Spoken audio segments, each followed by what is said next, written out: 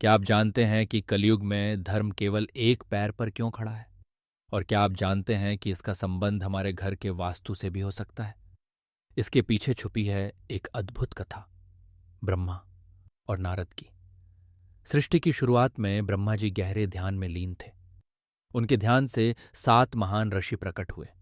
वशिष्ठ, मरीचि, अत्रि, अंगिरा, पुलस्त्य, पुलह और क्रतु। इन सातों को मिलकर सप्त ऋषि कहा जाता है। इसके बाद ब्रह्मा के हृदय से धर्म का जन्म हुआ। ब्रह्मा ने धर्म से कहा, तुम 4 पैरों पर खड़े हो और ये 4 पैर 4 महान गुणों का प्रतीक हैं, सत्य, तप, शुचिता और करुणा। सतयुग में धर्म चारों पैरों पर खड़ा रहेगा, क्योंकि उस समय सत्य और धर्म का पूर्ण पालन होगा। लेकिन जैसे जैसे युग बदलेंगे, धर्म के पैर कम होते जाएंगे।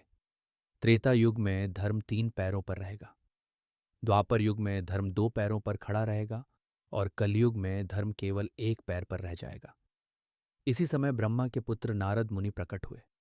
ब्रह्मा ने नारद से कहा, जाओ, विवाह करो और सृष्टि को आगे बढ़ाओ। लेकिन नारद मुनि का मन संसार में नहीं था। उन्होंने कहा, पिताजी, मैं भगवान विष्णु की भक्ति करना चाहता हूं। मैं संसार के बंधनों में नहीं पड़ना चाहता। नारद का यह उत्तर सुनकर ब्रह्मा को क्रोध आ गया और उन्होंने नारद को श्राप दे दिया। यहीं से शुरू हुई ब्रह्मा और नारद के बीच विवाद की कथा। अब यहां एक गहरा रहस्य समझना जरूरी है। सनातन शास्त्रों के अनुसार धर्म के ये 4 स्तंभ, सत्य, तप, शुचिता और करुणा, केवल जीवन में ही नहीं बल्कि वास्तु में भी प्रकट होते हैं। वास्तुशास्त्र के अनुसार जब घर का ईशान कोण स्वच्छ और खुला होता है तो आध्यात्मिक ऊर्जा बढ़ती है।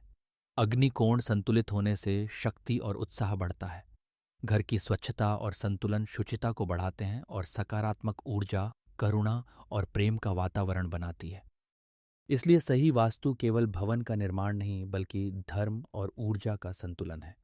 जो व्यक्ति अपने जीवन और घर में सत्य, शुचिता और सकारात्मक ऊर्जा बनाए रखता है, वह कलयुग में भी धर्म की शक्ति को अनुभव कर सकता है।